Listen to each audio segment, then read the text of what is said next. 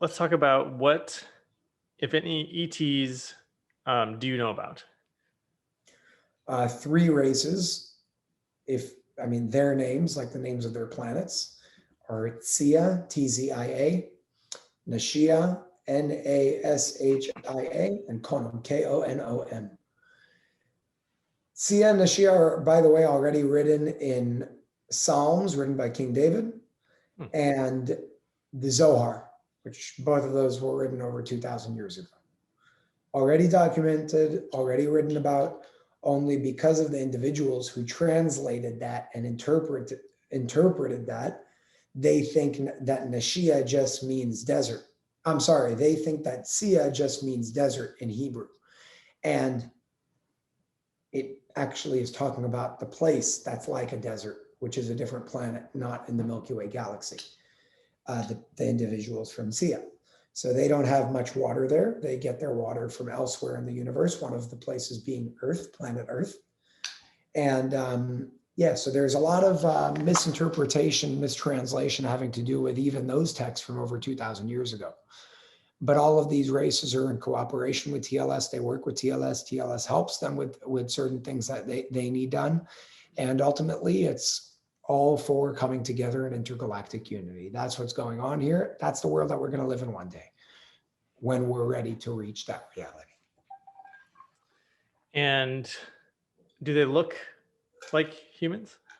Sia looks like humans, Norwegian looking, Scandinavian looking, much taller, anywhere between 7 to 9 feet.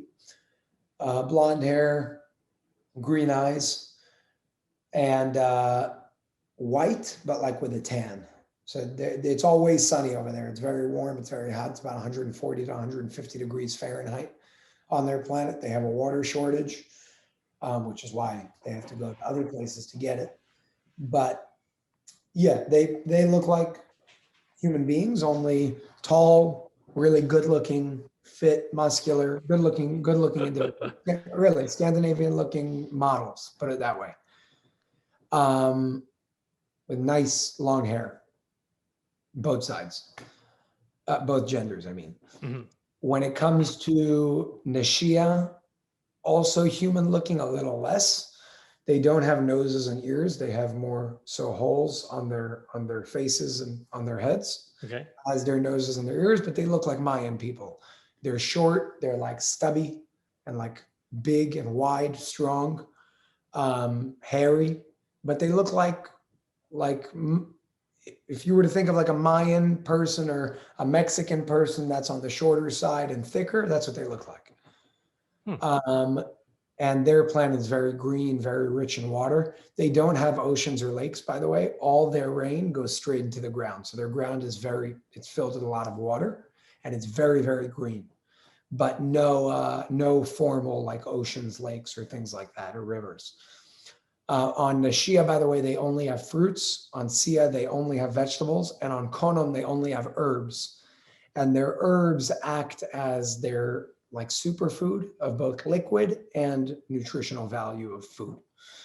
On Konom, they look nothing like human beings. They do have the whole two legs, 2 arms, and a body, but they kind of resemble like dolphins in terms of how they look.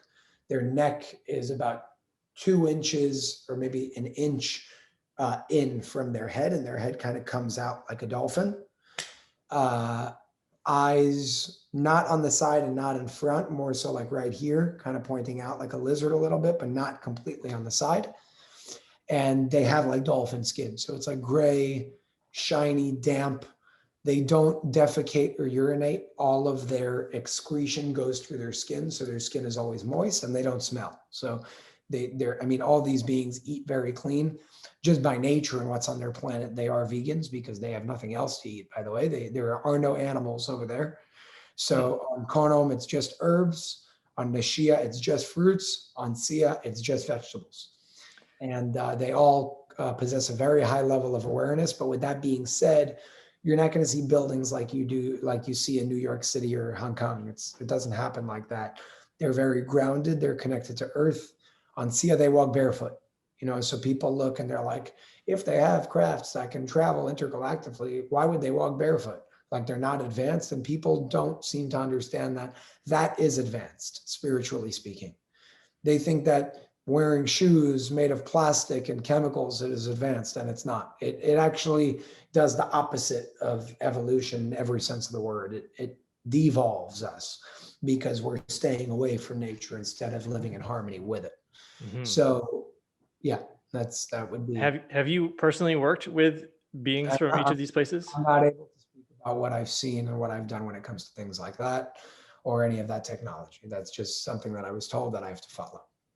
Okay, so you can't say whether you've been to these planets or not either. Oh no, I haven't been to the planets. I can't say what I've seen, but I have not been to the planets. Okay.